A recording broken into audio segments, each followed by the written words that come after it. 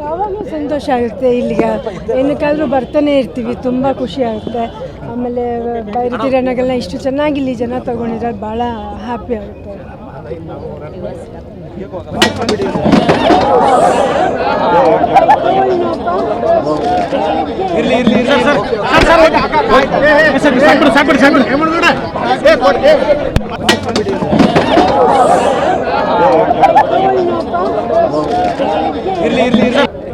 ಎಲ್ಲರೂ ಕನ್ನಡ ಚಿತ್ರ ನೋಡಿದ್ರೆ ಉತ್ತರ ಕರ್ನಾಟಕ ಇರ್ಬೋದು, ಬೇರೆ ಭಾಗದ ಕರ್ನಾಟಕ ಇರ್ಬೋದು, ಎಲ್ಲ ನಮ್ಮ ಕನ್ನಡದವ್ರನ್ನೇ ಕನ್ನಡ ಚಿತ್ರ ನೋಡ್ತಾರೆ.